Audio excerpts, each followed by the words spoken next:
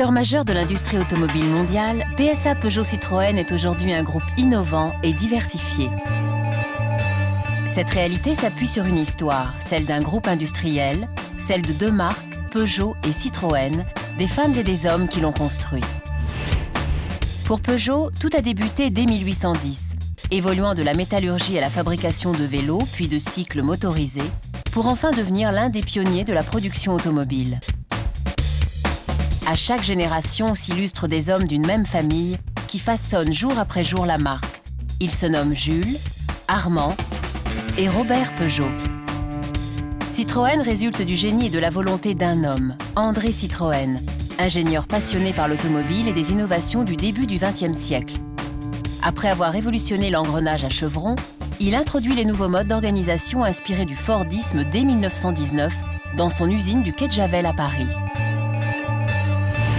PSA Peugeot Citroën a su évoluer en veillant à la qualité de fabrication, à la fiabilité et au développement de la performance de ses collaborateurs.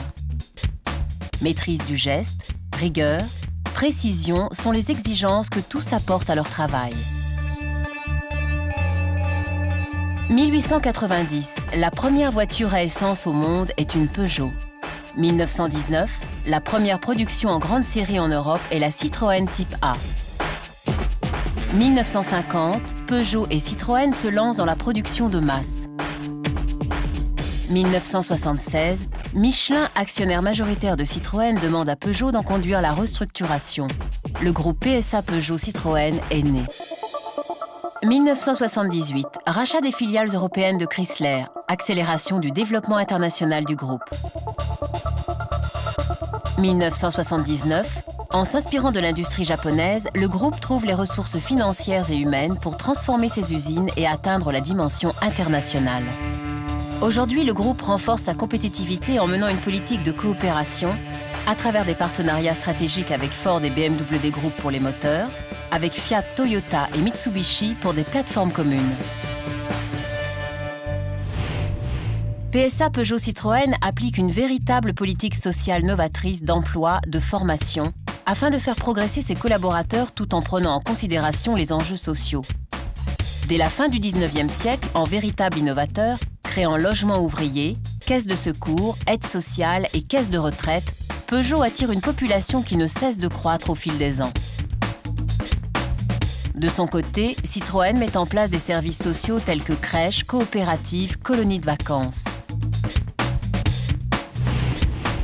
La personnalité des deux marques Peugeot et Citroën se construit sur un design audacieux et une inventivité technologique.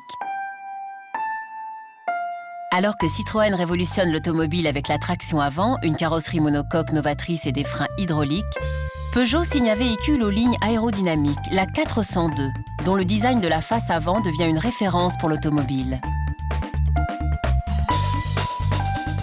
Une véritable réussite commerciale et financière s'engage avec le lancement et le succès des 203, 403, 204, 404 et 504.